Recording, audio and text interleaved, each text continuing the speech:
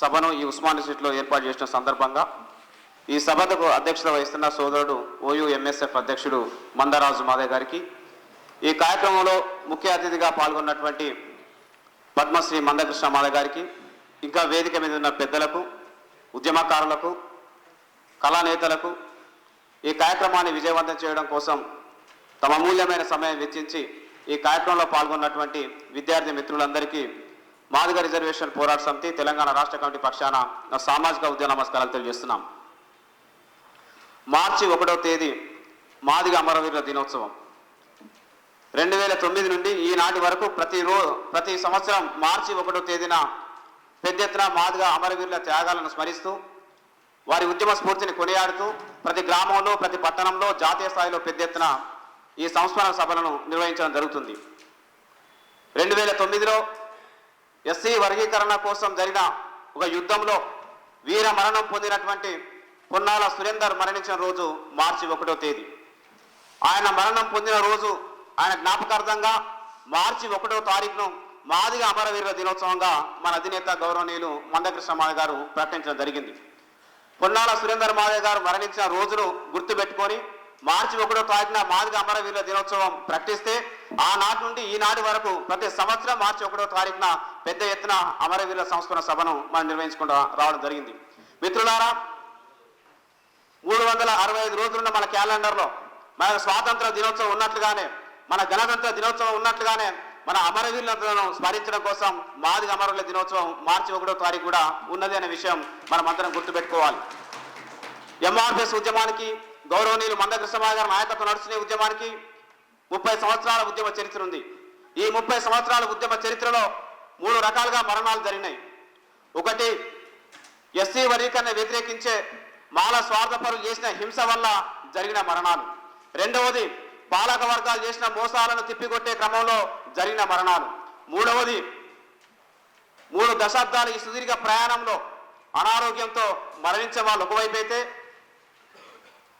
అనేక సభలు, వందల వేల సభలు, లక్షలాది మందితో జరిగిన సందర్భాల్లో సభలకు వస్తున్నప్పుడు, వెళ్తున్నప్పుడు కొంతమంది రోడ్డు ప్రమాదంలో కూడా మరణించడం జరిగింది. 3 రకాలుగా ఈ ఉద్యమంలో మరణాలు జరిగినాయి. ఆ 3 రకాలుగా మరణించిన వీరులందరికీ యావత్ మాదిగ జాతి తరఫున మా కన్నీటి జోహార్లు, ఉద్యమ నివాళులు తెలియజేయడం జరుగుతున్నది. మనం దేశం కోసం ప్రాణమిచ్చిన వీరులను చూసినాం, మనం రాష్ట్రం కోసం ప్రాణమిచ్చిన వీరులను చూసినాం, మనం ప్రాంతం కోసం ప్రాణమిచ్చిన వీరులను చూసినాం, మన మతం కోసం ప్రాణమిచ్చిన వీరులను చూసినాం. కానీ భారతదేశంలో జాతి కోసం ప్రాణమిచ్చిన ఒకే ఒక కులం మాదిగ బిడ్డలు మాత్రమే ఉన్నారన్న విషయం మనం అర్థం చేసుకోవాలి.